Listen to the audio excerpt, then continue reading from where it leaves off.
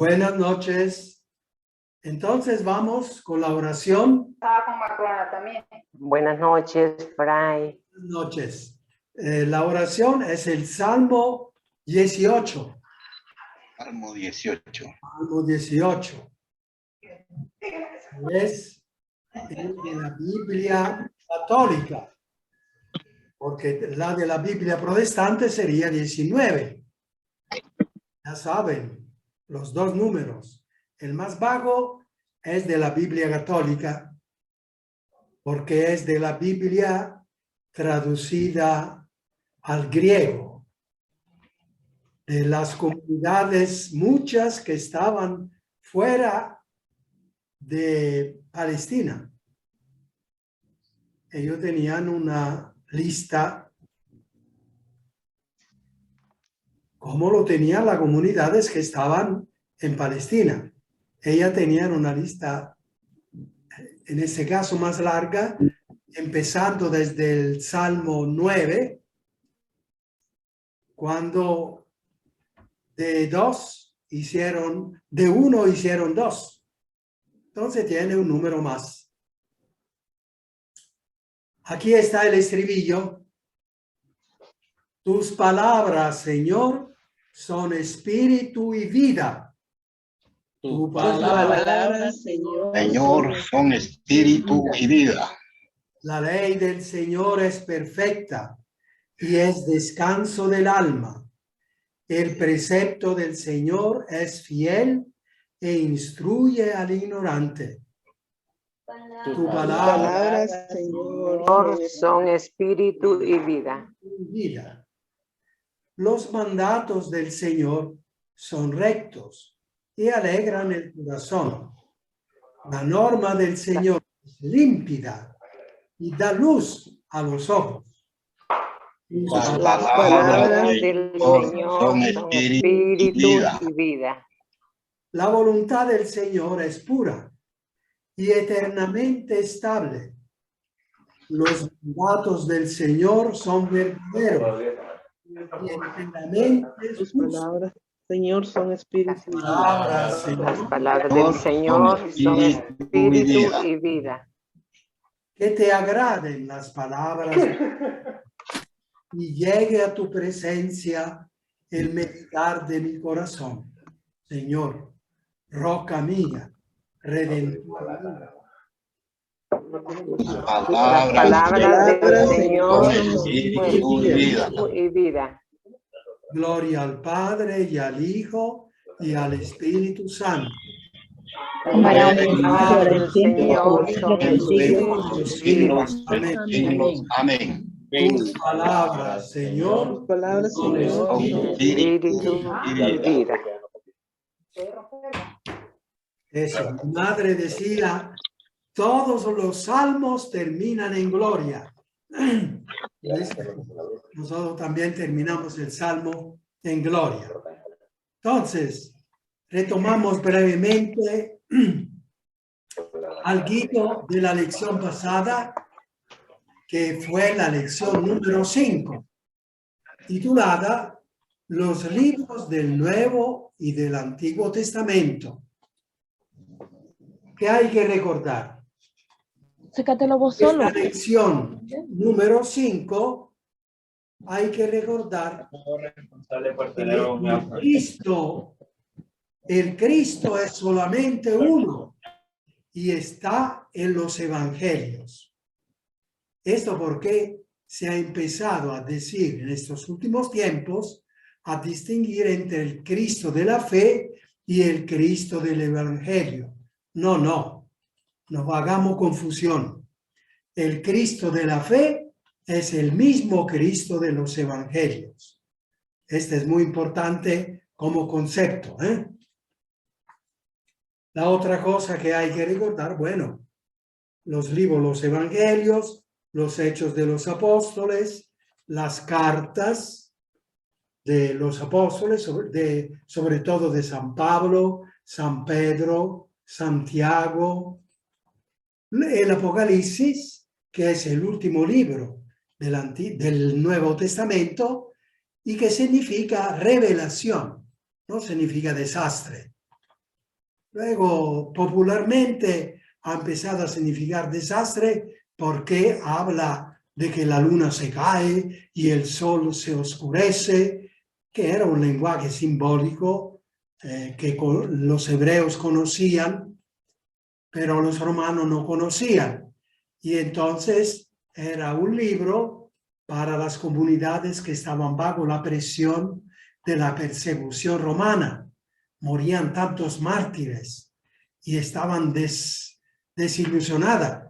Entonces, San Juan le escribe este libro para decir, no, no se desilusione, porque Cristo es vivo y es resucitado. Y por ahí vamos nosotros.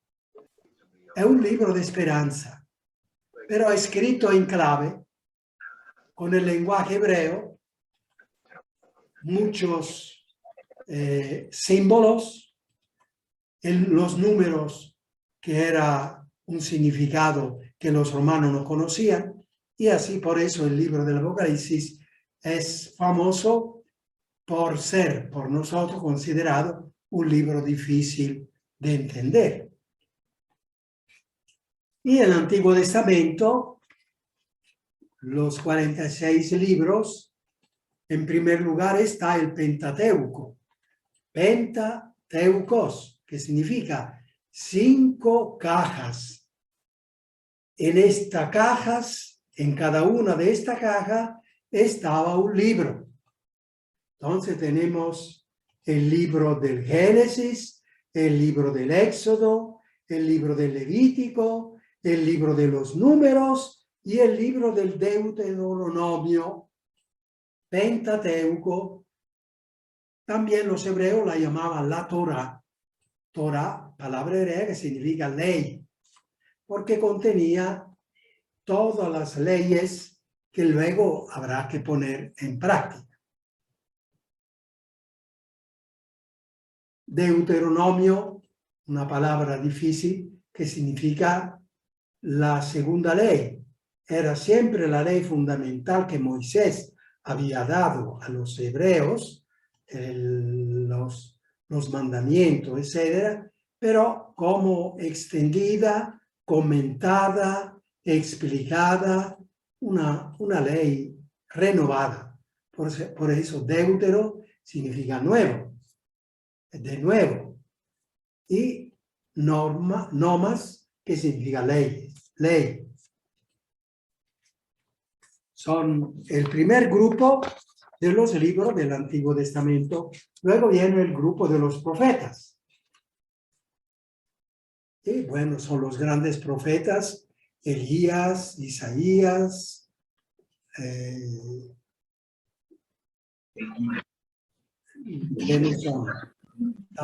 Jeremías y Ezequiel, son tantos. Pero son más los profetas menores, Abiud, Habacuc, etcétera, etcétera. Luego viene el grupo de los escritos, escritos por varios autores, o que no se conoce siquiera. Son escritos que tratan de instigar, de poner en el corazón de los hebreos el temor de Dios y la obediencia reverente. Hemos dicho que temor de Dios no significa terror a Dios o miedo a Dios, como popularmente se ha transmitido entre nosotros. Hay que retomar el significado profundo, que es el temor filial que tiene el niño, que tiene miedo de haber hecho algo que le aleja de papá y de mamá. Es un temor reverencial a papá y a mamá. Y también un temor de corazón. Tiene miedo que papá y mamá se alejen por lo mal hecho. Entonces el temor de Dios es un don del Espíritu Santo, pero con ese significado. Angelina levantó la mano. Angelina. Adelante. Buenas noches, Fray. Buenas noches a todos. Buenas noches.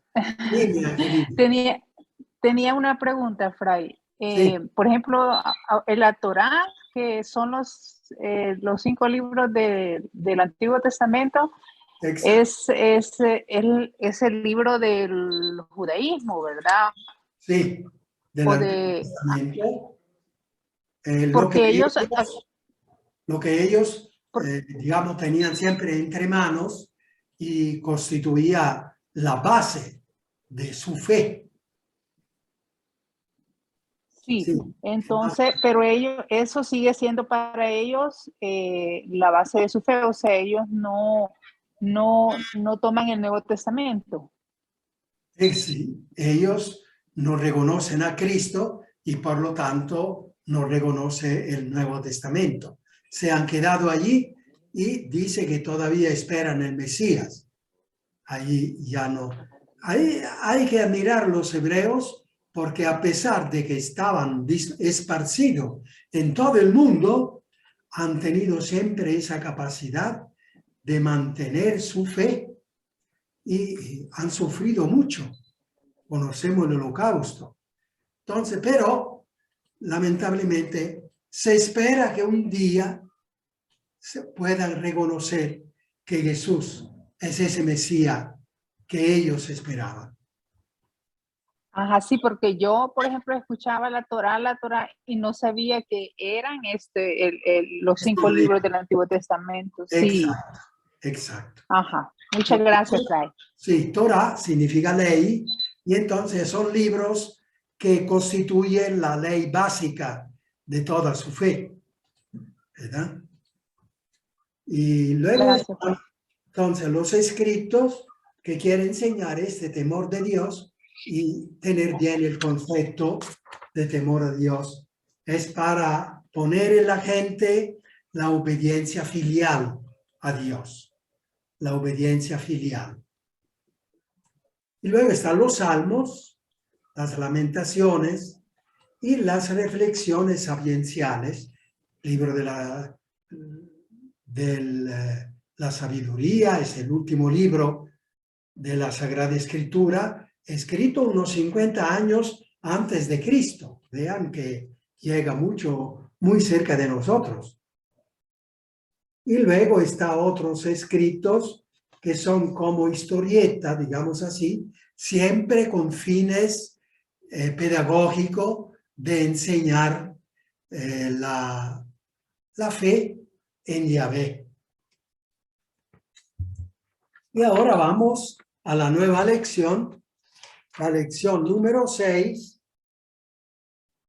Siempre, como ha hecho Angelina, si tienen algo, levantan la mano y aquí Carlos no se le escapa nada, me dice y adelante. Entonces, estamos en la lección 6, titulada La formación de la Biblia. ¿Cómo se forman estos libros? Mire que es muy interesante, muy importante. Hemos dicho ya desde el principio que no hay un autor que se sienta a la mesa, al escritorio y escribe un libro. No, mire que se escriben en etapas. Son escritos en etapas que a veces abarcan 100 años y más. Entonces, eso ya es una palabra que queda bien en la memoria. Los libros de la Sagrada Escritura están escritos por etapas, no así de una vez, como hoy concebimos un escritor que se pone al escritorio y escribe. Entonces, puede durar incluso muchos siglos un libro. La ciencia bíblica dice que la formación de un libro bíblico pudo pasar por 4 etapas principales. Vamos a ver cuáles son. 4 etapas. La primera, ocurre un acontecimiento fuerte, grande, que impresiona. Un acontecimiento que podemos llamar fundador, es la base de este que será un libro. Ocurre un acontecimiento.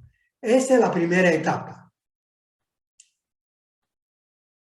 Es un acontecimiento que dentro de la fe hebrea, por supuesto, es un llamado también a ser fiel a Yahvé. Es un acontecimiento histórico, pequeño o grande, reducido a un pueblo, a un pueblito, o reducido a todo el mundo conocido en ese tiempo. Pero un acontecimiento que es como la base. Segunda etapa. Empieza la tradición oral. Oral es una palabra latina que significa de la boca, hablado. La boca se dice oris en latín. Entonces, tradición oral es esa tradición que se transmite oralmente, de boca en boca. Nace ese acontecimiento y empieza la gente a decir, ¿te fijaste? ¿Qué pasó? Ah, pasó esto y esto. Es cierto. Que la fulana me dijo que... Y así sigue la cuestión, la tradición oral. Naturalmente, tratándose de un acontecimiento serio, esto dime que te diré, o el fulano dice, la fulana dice, empieza a ser ya con cosas serias. Fíjate que el transprofeta dice de ese acontecimiento que, etcétera. O el sacerdote lo explicó así en la sinagoga. El hecho es que se empieza a hablar a lo largo de todo el pueblo hebreo y se empiezan a transmitir interpretaciones de ese acontecimiento. La tradición oral, segunda etapa. Y ahí va las leyes, ese acontecimiento influye sobre nuevas leyes que hay que hacer, las meditaciones, la liturgia. Bueno, ese acontecimiento influye en muchas cosas del pueblo. Entonces, primera etapa, el acontecimiento. Segunda etapa, la tradición oral que se genera a partir de ese acontecimiento. Tercera etapa, composición de colecciones escritas. Porque este acontecimiento y estas tradiciones orales se va difundiendo a lo largo del pueblo y muchas veces fuera de Israel. Entonces, en cada lugar hay gente que empieza a recoger el acontecimiento y la tradición oral. Empieza a recoger por escrito. Nacen folletos. Y entonces, los que hacen estos escritos se encargan de recoger el material de la tradición en relatos continuados. Naturalmente, la gente decía tantas cosas, pero estos personajes que se encargan de hacer colecciones, recoger todo lo que se había dicho en el pasado sobre ese acontecimiento, lo hacen recogiendo material dándole un cierto orden, que el relato tenga una cierta unidad. Es lógico. Todo lo que decían, que decir, nosotros hoy diríamos, en los Estados Unidos del mismo acontecimiento, lo que se dice en Colombia, lo que se dice en Guatemala, hay alguien que agarra todo esto, lo pone por escrito y le da un orden continuado, de manera que los que vendrán después tendrá algo más coherente. Entonces, la tercera etapa. La cuarta etapa.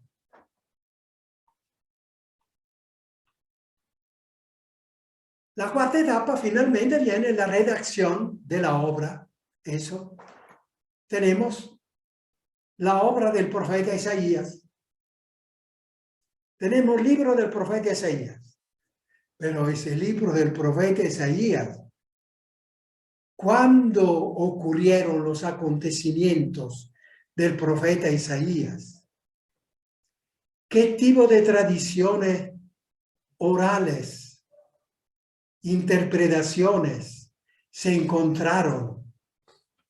¿Y cuántas colecciones hubo de todo lo que está en ese libro? Y finalmente, ¿quién fue que le dio el nombre a este libro? El nombre se lo dio en este caso Isaías. Pero los acontecimientos, bueno, ahí la historia dirá cuáles son. Pero luego las tradiciones orales habría que ver, habría que recogerlas. Y eso solo los científicos, lo veremos más adelante, o tal vez en el próximo curso, el trabajo tremendo que tienen que hacer los científicos para ver con claridad en medio de esta jungla de cosas. Entonces ahí tenemos el profeta Isaías. Él es el autor principal que recoge todo esto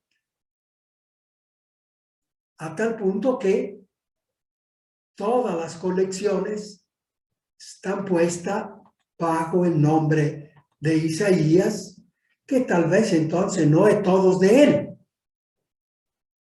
Pero él es el autor principal o el personaje principal de todas estas colecciones y finalmente es el nombre principal de la obra. Por eso la obra se llama del profeta Isaías.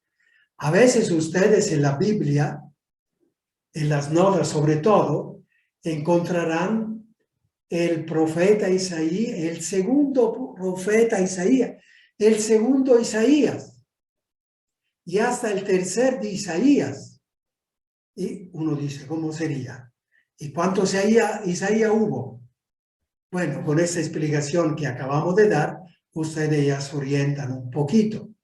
Ya saben que el segundo Isaías posiblemente no era Isaías, o el tercer Isaías posiblemente no era en la persona de Isaías, pero sí el acontecimiento y las colecciones son unificadas bajo el pensamiento y la visión que este profeta puede transmitir de lo que se siente inspirado a transmitir, y se llama Libro del Profeta Isaías. Y así, el Evangelio de Lucas, ¿no? Lucas al inicio dice, en el primer capítulo, primer versículo, empieza así.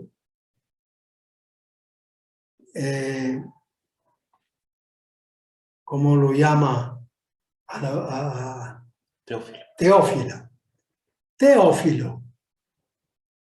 Yo, después de haber investigado todo lo que se ha dicho sobre Jesús, dice, investigado cuidadosamente.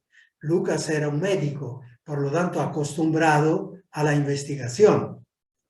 Después de haber investigado cuidadosamente sobre la persona de Jesús, voy a escribir ordenadamente todo lo que se dijo y se enseñó sobre Jesús. Y sale el libro. Claro, Lucas va recogiendo y él habló mucho, escribió mucho de la infancia de Jesús, y entonces habló mucho con la Virgen María. Fue a la fuente. Y luego recogió lo que decía Pedro, lo que decía Santiago. Recogió. Y Lucas no era un discípulo, no era un apóstol, era un discípulo, uno de los tantos. Posiblemente ni habrá conocido ni habrá hablado con Jesús, pero sí, cuidadosamente recoge todo lo que se decía sobre Jesús directamente de los testigos oculares, que eran los apóstoles, totalmente dignos de confianza. Y así nació el tercer evangelio. Pero eso sucede también entre nosotros. Ustedes, cada uno de ustedes, si tiene un momento de tiempo para poder hablar con los amigos, podrían poner un ejemplo como en su lugar de un acontecimiento que se dice que ocurrió. ¿Cuántas cosas se dicen? Y luego, si hay un acontecimiento serio, importante, a un momento dice, sí, he leído en el periódico que un periodista ha hecho relato de ese acontecimiento del cual tú estás hablando, y de cual tú estás hablando, fulana. Y si la cosa es ya de gran tamaño, entonces habrá alguien que de eso escribe un libro. Escribe un libro sobre el coronavirus. ¿Quién sabe cuántos libros saldrán? Libros científicos, pero libros también no científicos, pero populares, muy interesantes, muy importantes para la ciencia. Porque si aquí en Guatemala alguien se pone a escribir lo que ha pasado en Guatemala, cómo han manejado las autoridades esta cuestión, cómo se ha dado la vacuna y por qué muchos no la querían. Si uno va recogiendo todo lo que se ha dicho sobre este acontecimiento, entonces mire, el acontecimiento, la enfermedad del coronavirus, la tradición oral, todo lo que se dijo sobre esto. Y luego uno va recogiendo el artículo que ha sido escrito en el tal periódico, en el otro periódico o alguno. Recoge todo esto y escribe un libro. Vean que también entre nosotros una obra se escribe, tiene varias etapas. Claro, la etapa de hoy son rápidas, no son como el tiempo cuando no había escritura, no había viajes, no sé, las cosas se sabían después de 50 años, ¿verdad? Cuando pasaba uno que iba a vender telas y dice, ¿saben que en Jerusalén ha pasado esto? Es cierto, sí, hace 50 años. O como decían entonces, hace 50 lunas. En fin, ya saben cómo nacen los libros. ¿Y ahora qué tenemos? Rudy García pregunta, considero que Monseñor Juan José Gerardi sufrió martirio por la verdad. y no es sabido de alguna causa en favor de su beatificación. ¿Me podrían mencionar por qué no? Yo no estoy adentro de estas cosas, en realidad. No sabría decir por qué no. A veces uno sabe que en estas cosas se necesita siempre que alguien tenga una inspiración y se ponga a coordinar y todo lo necesario. Por eso se dice a veces, quien tiene dinero puede hacer un santo. Bueno, no es exactamente así, pero algo hay. O sea, se necesita gente que se meta. Y aquí parece que no ha habido alguien que se ha metido a investigar y a presentar las cosas. Más no sé, sinceramente. A veces me he preguntado yo también, porque es un hombre que ha muerto por el Evangelio, mártir de la fe, no cabe duda, porque es mártir de la verdad, ¿verdad? Ahora, el resto, yo no sé cómo se hacen los santos, porque es un tema que yo no estoy metido, no estoy metido en eso, no estoy metido en lo de los santos.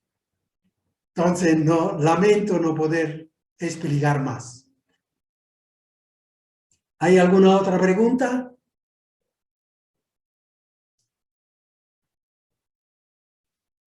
¿Cómo se formó el Pentateuco? Los especialistas afrontaron varios problemas. Diferencia de vocabulario, de estilo, porque son 5 libros y abarcan, a ver, 300-400 años, ¿verdad? Aunque son escritos en el 1000 antes de Cristo. O sea, los últimos autores hicieron la colección, mejor dicho, y formaron el libro, los libros, en el 1000 antes de Cristo. Pero había pasado Abraham, los patriarcas, y habían pasado 800 años desde Abraham. De manera que queda siempre ese esquema de cómo se forma un libro bíblico. Pasamos adelante. Hubo un relato único al cual escritores posteriores introdujeron añadiduras para hacer una composición coherente.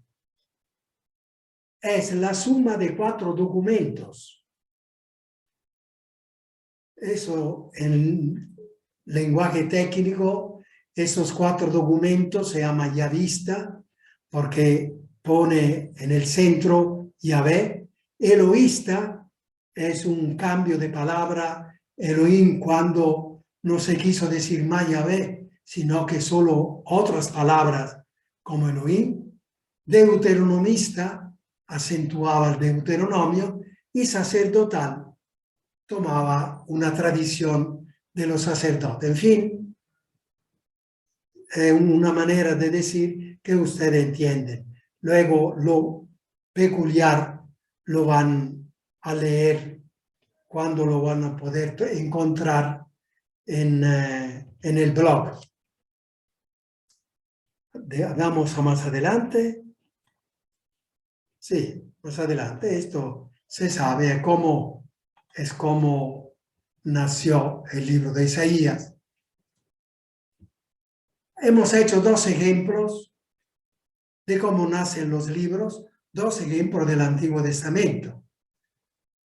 Y hemos hecho también el ejemplo del Nuevo Testamento. Ahora estamos en el Nuevo Testamento, pasamos al Nuevo Testamento y ya hemos visto Lucas.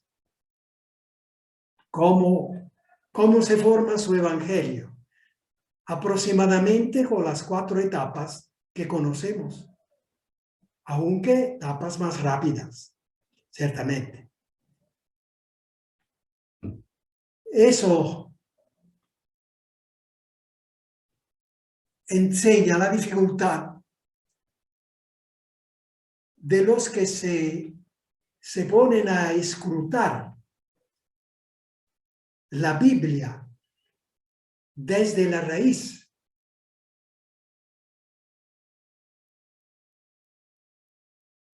Se escribieron los evangelios, se escribieron en unos 40 años después de la ascensión de Jesús. Y después que las comunidades oyeron, reaccionaron con testimonio de fe hasta el martirio. Miren estos libros. También en 4 etapas. También los otros 3 evangelios, después de lo de Lucas.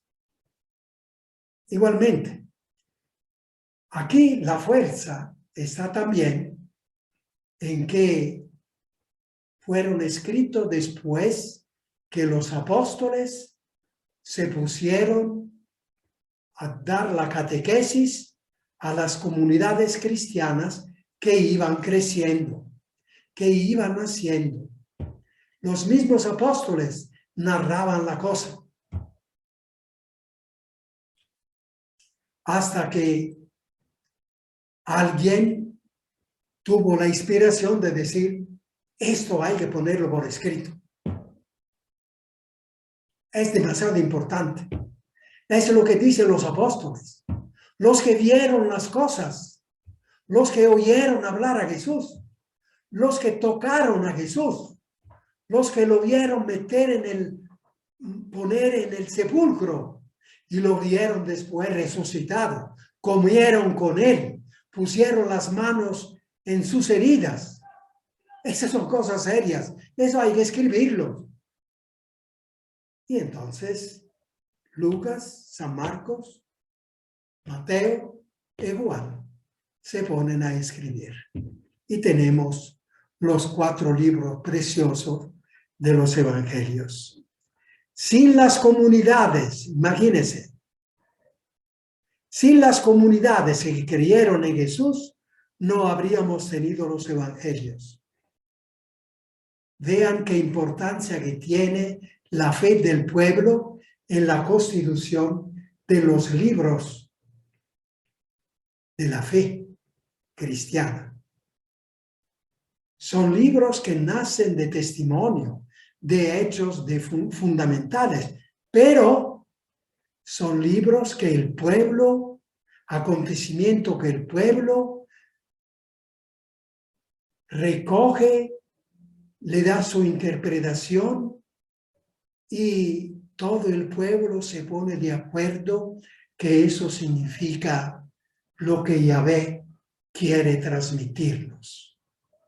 Las comunidades son muy importantes para la lectura del Evangelio, por eso la lectura en comunidad es muy importante.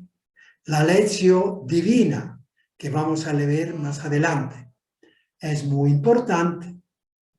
El comentario en comunidad es muy importante.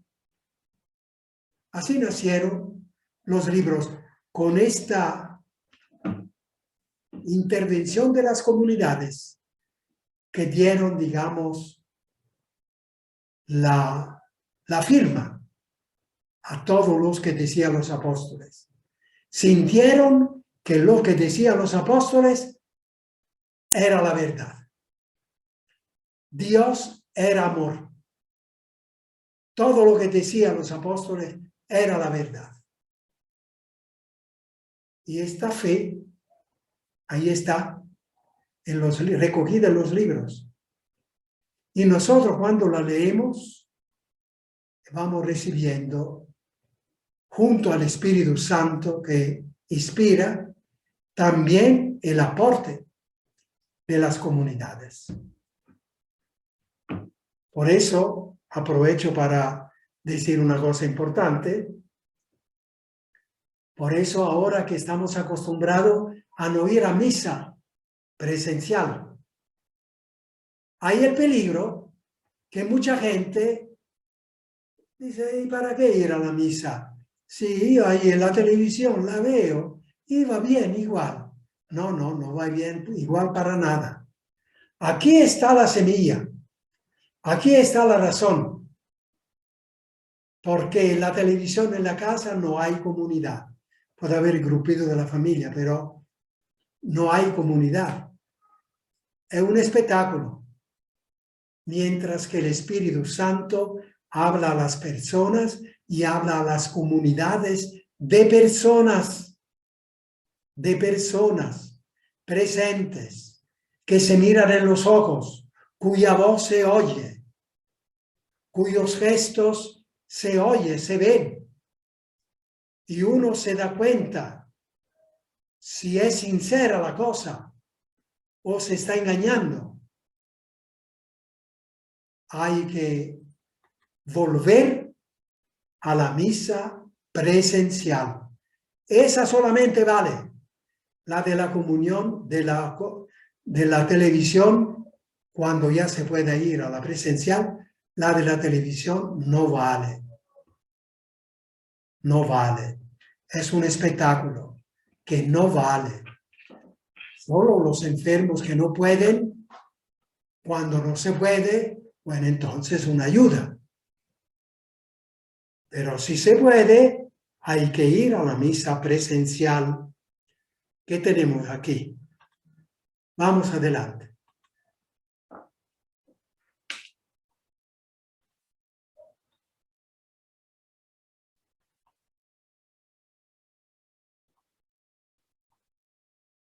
Eso. Estamos todavía en las 5, ¿sí? No, esto de aquí empieza a las 6. Empieza a las 6. Sí, empieza a las 6. Ah, bueno, entonces tenemos 2 minutos para descansar y a ver si sale alguna pregunta. Hemos terminado la lección 5.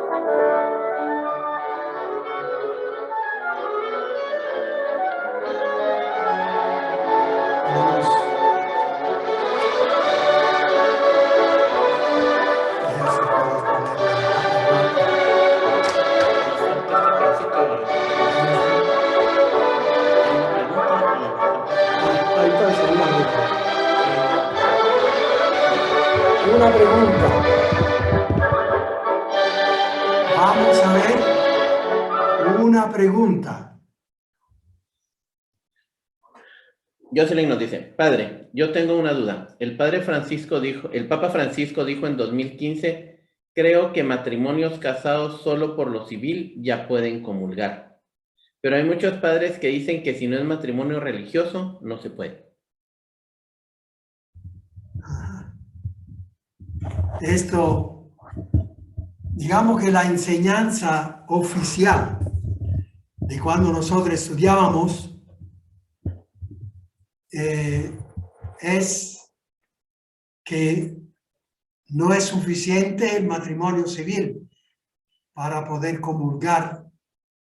Es decir, puede comulgar si se está en gracia de Dios, siempre se puede comulgar. Aquí no sé si se está sobreentendido que han vivido así, han convivido por años y se casaron civilmente y ahora porque están casados civilmente pueden hacer la comunión. No, hay que aclarar. Para hacer la comunión hay que estar en gracia de Dios. Y para estar en gracia de Dios no hay que tener pecados graves. Ahora, si cristianos han estado conviviendo, sin acercarse a la confesión, etcétera, y llevan y tienen el pecado, entonces no es cuestión de matrimonio civil. Yo diría que no es una dificultad, porque eso sí, yo también le habría dicho en el sentido de que aquí lo fundamental es que la persona que va a comulgar tiene que estar en gracia de Dios. Eso es lo fundamental. Si está en gracia de Dios, casado por lo civil o no casado, etcétera, eso no cuenta, eso no tiene nada que ver. Lo que tiene que ver es solo estar en gracia de Dios. Ahora, habrá que verlo, pero aquí el Papa no está aclarando eso, no está distinguiendo eso. ¿Se entiende lo que quiero decir? El que hizo la pregunta. Sí, padre, gracias. ¿Se entiende? Sí, sí, muchas gracias. Eso. Bien, ¿hay alguna otra? No. Bien, entonces Hay una consulta terminamos. sobre cómo se puede acceder al blog para obtener las lecciones ya vistas. ¿Cómo se puede ver al blog para obtener? Las lecciones ya vistas. Tuvimos un inconveniente técnico, pero yo esperaría que esta semana ya van a estar disponibles Eso, en el si blog. tú le dices el día, si le dices el viernes o el sábado, seguramente va a estar. El viernes nosotros vamos a estar enviando el mensaje por WhatsApp para que puedan ingresar al blog y ver las lecciones anteriores. ¿Se entendió? Sí, gracias. El viernes. Muy bien. Entonces, concluyendo esta lección, que era la lección 6, el Espíritu Santo, entonces, como una buena madre, acompaña todo el proceso, desde el acontecimiento hasta la redacción final. Cuando Jesús dice, toda la Biblia habla de mí, da el visto bueno a esta expresión que estoy diciendo. Significa que los hebreos estaban seguros que todo aquello que ellos iban conservando venía de Yahvé para que ellos quedaran fieles a Yahvé. Luego nosotros hablamos de inspiración, es la palabra que nosotros usamos. Pero ellos decían lo mismo, diciendo que es la palabra de Yahvé. Y acompaña todas las 4 etapas, sea cuando nace cuando nace el acontecimiento. El acontecimiento puede ser bueno o puede ser no bueno. Desde el acontecimiento hasta la tradición oral, hasta las colecciones y hasta el autor final. Y a veces son 3, 4 siglos. No importa. La composición final viene de Yahvé, decían los hebreos. Y nosotros decimos, la composición final viene del Espíritu Santo, porque Jesús ha dicho, la Biblia habla de mí. Por lo tanto, es inspirada. Diciendo, es inspirada, estamos diciendo bien. O sea, se escribió lo que Dios quiso. ¿Verdad? Eso. Se escribió lo que Dios quiso para que la humanidad supiera. Bien. Y luego,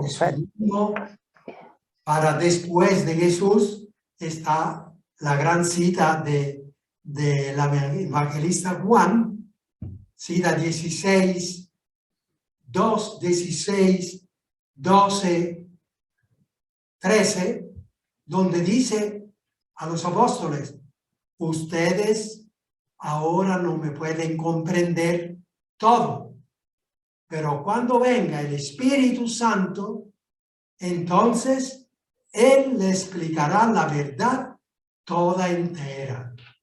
Aquí está la firma de Jesús sobre esta frase que acabamos de decir. O sea, que el Espíritu Santo, como una mamá, acompaña a todo el pueblo en todo el proceso de la composición del libro, desde el acontecimiento fundamental hasta la redacción final. Palabra de Fray Mau, digo no, palabra de Dios.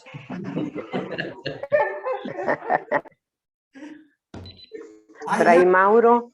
¿Hay alguien allí que va a decir? Fray Mauro, sí, buenas noches. Buenas noches. Buenas noches. Sí.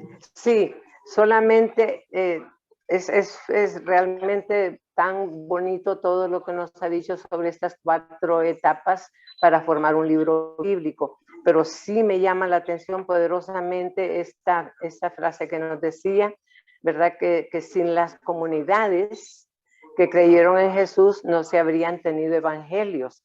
Entonces esto me lleva a pensar que la Biblia primero fue tradición oral y después escrita.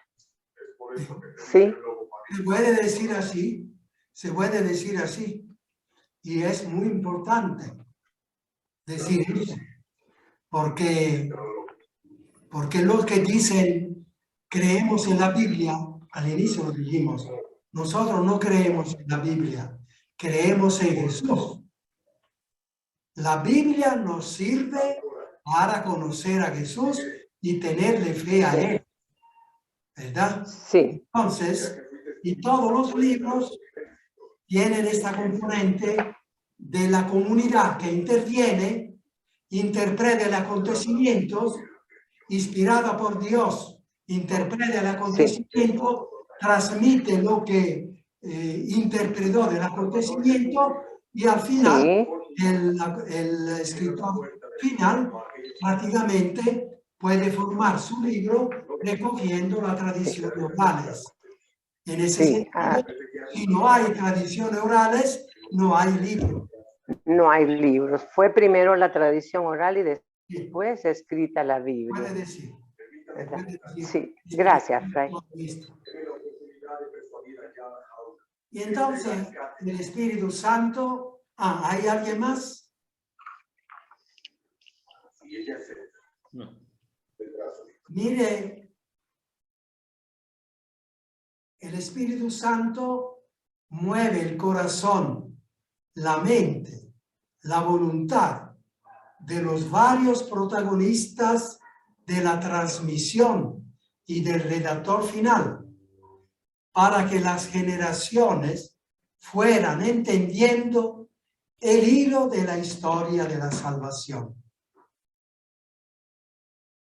Entonces, se puede decir que todos los libros tienen un hilo.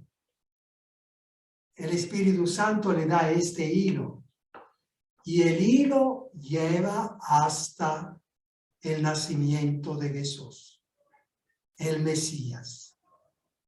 Y luego de allí parten otros hilos que son los libros del Nuevo Testamento. Pero eso, el Espíritu Santo es el que lleva este hilo, conduce este hilo. Y luego también en el Nuevo Testamento parte de Jesús y va tejiendo y va llevando adelante el hilo de la salvación. Pero esta vez es un hilo, que es decir, con una consistencia especial, porque es el hilo que transmite la realidad histórica, el acontecimiento histórico de la persona de Jesús. Es más fuerte.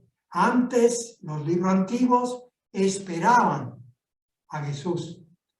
Los libros del Nuevo Testamento ya están con él y de él van hablando a las futuras generaciones. Historia de la salvación, hemos dicho, es historia de la vida, de la salud, de la vida.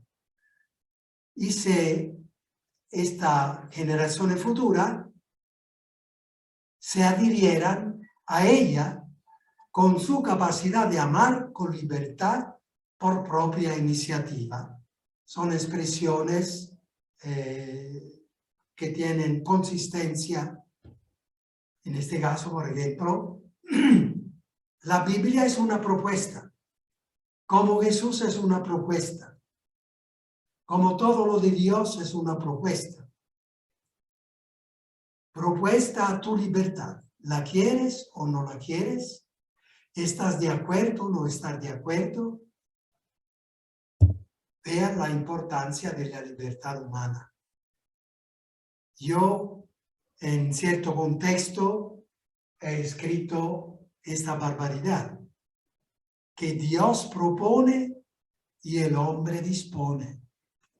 Una barbaridad porque hasta ahora se ha dicho todo lo contrario y se seguirá diciendo que el hombre propone y Dios dispone.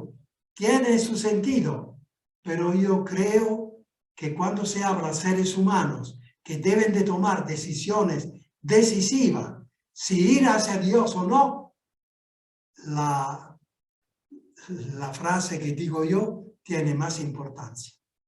Dios te propone las cosas.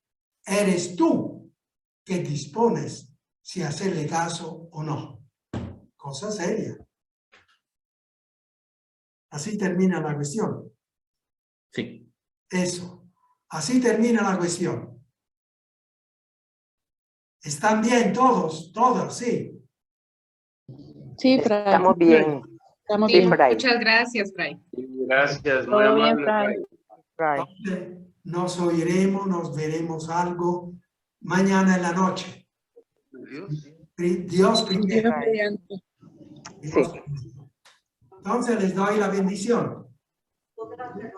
Gracias, Fray.